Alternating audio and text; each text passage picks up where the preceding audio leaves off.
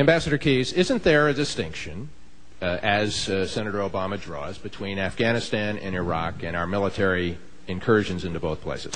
In fact, I think there is not. I think one of the problems with folks who haven't really had much experience in dealing with terror is that they don't understand that we are in fact faced with a global infrastructure. Saddam Hussein was providing, for instance, payments to the families of suicide bombers who were moving against the Israelis.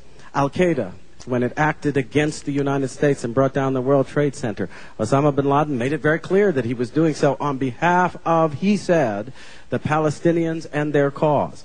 All of this suggests what is the reality, that we are not dealing with discrete elements here. We are dealing with a single war that has a front in Afghanistan, a front in Iraq, that has a covert series of fronts that we don't hear much about, but in which our people are presumably going after the cadre of terror, that has a financial front and other fronts. To deal with this as if we're dealing with discrete little episodes is to show that you have no real understanding of the danger that we face. And I think the administration has acted comprehensively against a comprehensive threat.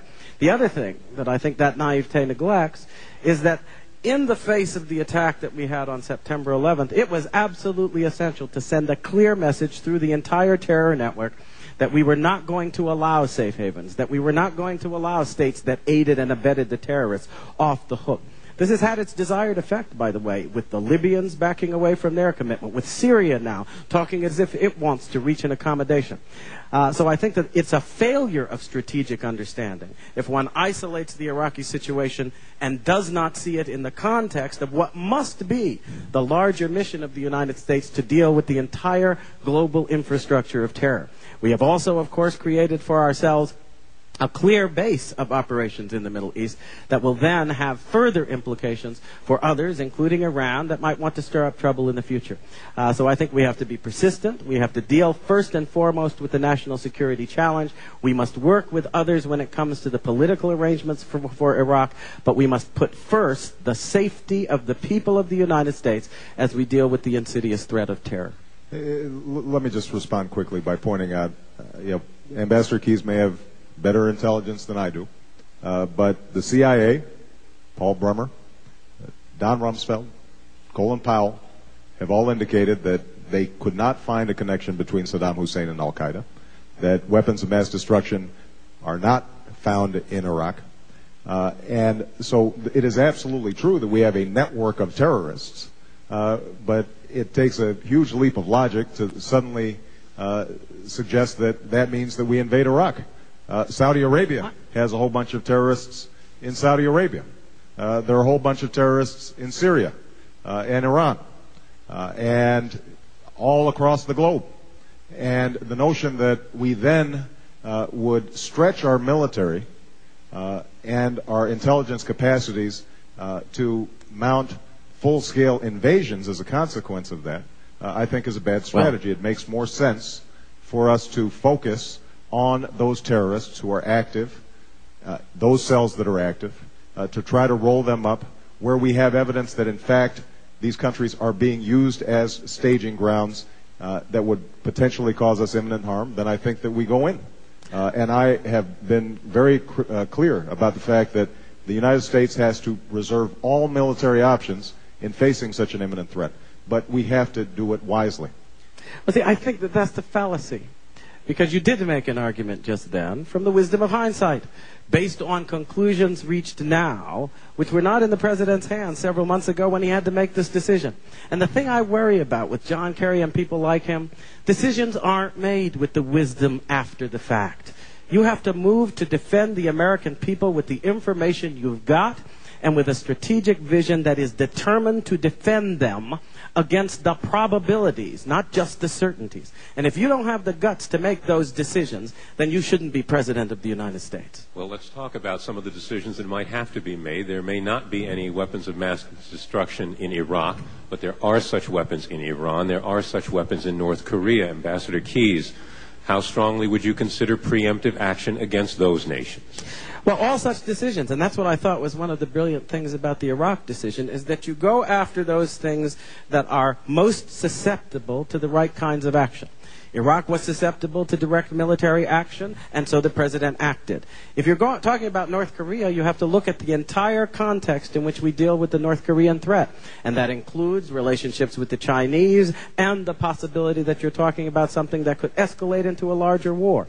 We also have mechanisms pre-existing for bringing international pressure to bear on both the North Koreans and the Iranians when it comes to proliferation of weapons of mass destruction, particularly nuclear weapons.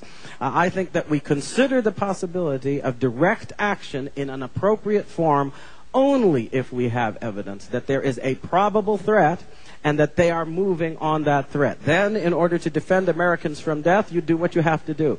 In the meantime, you take advantage of those mechanisms that will allow you to address the problem without necessarily committing the nation to war, and that includes, by the way, a strategy that will work with indigenous elements in Iran in order to promote an alternative to the government there that would be more compatible with international and regional peace and security, more respectful of human rights. This is the kind of comprehensive approach that needs to be taken and can be taken so that you don't have to resort always to the sword, but that you keep it in readiness against those threats where it is required. Senator Obama, how would you handle the potential threat from countries like Iran and North Korea? Well, I think that we have to do everything we can diplomatically. I think that the Bush administration has done the right thing in ratcheting up the pressure on Iran and attempting to ratchet up some pressure in North Korea to see if they will stand down with respect to the development of nuclear weapons. I must say that I'm less optimistic about the threat or our ability to deal with the threat in Iran, in part as a consequence of Iraq, because I think that the Iranians at this stage are fairly confident that it's going to be difficult for us to mount any significant military strike there. But I would reserve all options, and I've said this publicly, that we have to have all military options reserved in order to deal with these potential nuclear threats. Let me just add one thing that I think is critical, and that is that one thing that it appears Ambassador Keyes and I may agree on is that the single biggest threat that we face is a nuclear weapon or some weapon of mass destruction. What that means is that we have to be extraordinarily aggressive and vigilant in controlling nuclear proliferation. We have a nuclear proliferation treaty and strategy that has failed. I think it failed in Iran. It also failed in North Korea. That has to be rewritten and renegotiated.